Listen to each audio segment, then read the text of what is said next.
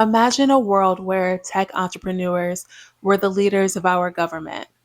Would innovation, efficiency, and data driven decisions replace bureaucracy and outdated policies? Or would their hyper capitalistic, profit driven mentality send us hurtling towards the ruin of democracy? Well, let's be honest. It's not hard to imagine given our current climate, but we've seen their participation in politics in the form of lobbying and strategic donations. But I can't help but think that this newer, bolder play into politics isn't just a way to reconfigure our democracy. I think it's a way to end it and maybe replace it with a technocracy.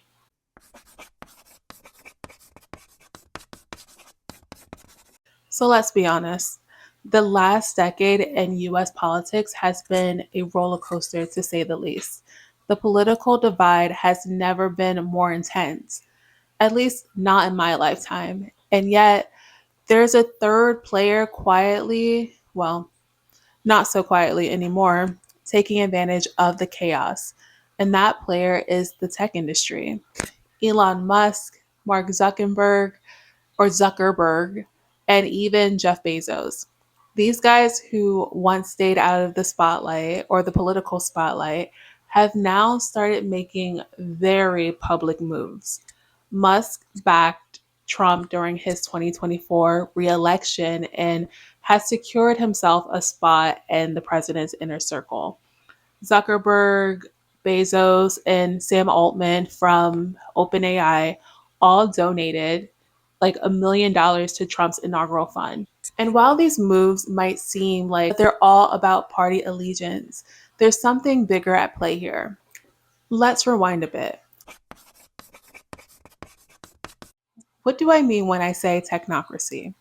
Well, a technocracy is a system of governance where experts, think scientists, engineers, and technologists replace politicians and control the government.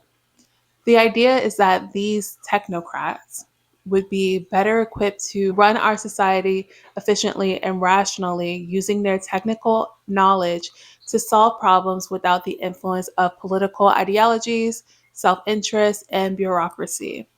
But there's a catch. Those people aren't elected by us. They're chosen based on their technical expertise. The term technocracy was first coined in the 1930s by an American engineer named Howard Scott. Scott and his crew of engineers, scientists, and economists envisioned a world where decision making power was in the hands of those who fully understood how things work on a technical level.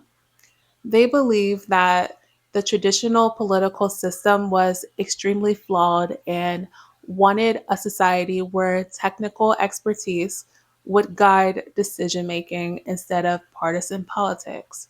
So, together they created Technocracy Inc. Technocracy's ultimate goal was to create what they called a technate, which is a region governed by technocrats, a post capitalist society built on high tech automation, data driven decision making, and predictive analytics.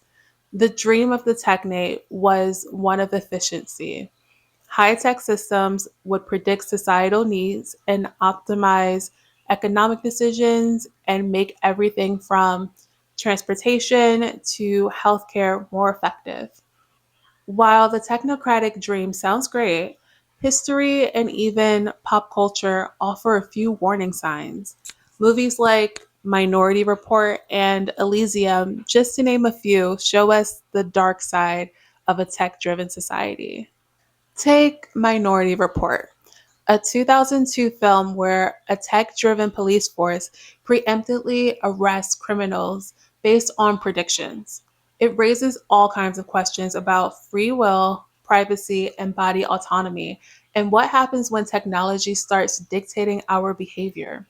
Or Elysium, where the wealthy live on a luxurious space station, controlling life saving technology, while everyone else struggles in a dystopian Earth. The elites, or technocrats for this video, in this film hold all of the power, using technology to maintain their privilege and control. While these movies are fictional, they reflect real concerns. When power is concentrated in the hands of a few, and when those people have the ability to control technology that governs our lives, there's a risk that society could become increasingly authoritarian.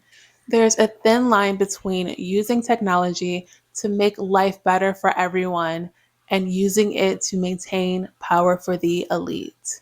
Fast forward to today, and we're seeing some of those fears play out in real time. Think about how tech is already shaping governance. Governments worldwide are using AI, big data, and digital platforms to run everything from healthcare to law enforcement. Tech played a huge role during the 2020 panorama with tracking cases, distributing vaccine, and managing lockdowns. Technology is efficient in many ways, but there are also major concerns like privacy violations, surveillance, and potential for algorithms to reinforce bias. Technology is efficient in many ways, but there are also major concerns like privacy violations, surveillance, and potential for algorithms to reinforce bias. With the technology sector's elevated role in public affairs come serious concerns. The use of AI in law enforcement, such as facial recognition technology, is an example of technology that's been heavily criticized in our governance, and it's because of its potential to exacerbate bias and infringe upon civil liberties. While these tools can help increase efficiency, they come with the risk of reinforcing societal biases and even stifling dissent. We're even seeing the impact on our understanding of freedom of speech when it comes to social media. The First Amendment allows Americans to express our grievances with the government without fear of persecution, but that freedom does not include private companies. Private companies, like the ones that own our favorite apps, decide what can and cannot be expressed according to their terms and services. Social media is where these lines have blurred. Though these platforms are privately owned, they've become a vehicle for which our current generations have expressed themselves, built communities, and shared news freely, or so we've been led to believe. As some prominent tech leaders have gotten into politics, specifically right wing politics, it illuminates how these platforms are not a conduit for free speech, but most of them are now being primed for suppression, manipulation, and indoctrination. So, what happens when these systems, built by a few powerful tech giants, end up dictating policy with little to no democratic oversight? The technocrats from the past were mainly anti capitalist. They wanted to move away from profit driven systems, but today's tech moguls, they're all about disruption, scaling quickly, and maximizing profits, often at the expense of social consequences. We, the public, are fully aware of the greed in the tech industry, and yet some of these tech leaders want to sell us a vision that sounds like the old technocratic dream. They're pushing the whole innovation, efficiency, and sometimes meritocracy that would theoretically fix society's problems. But as we've learned with someone like Elon Musk, who was once the tech mogul who positioned himself as a savior who would bring efficiency and innovation to the masses, many people actually believed him. His attention seeking antics taking center stage in global politics, and his creation of the Department of Government Efficiency, DOGE, much of his goodwill has soured. The biggest sell of Silicon Valley was its position as the hub where great minds went to find practical solutions. It's not like tech leaders are coming out and saying, like, hey, we're going to run the show now. Bye.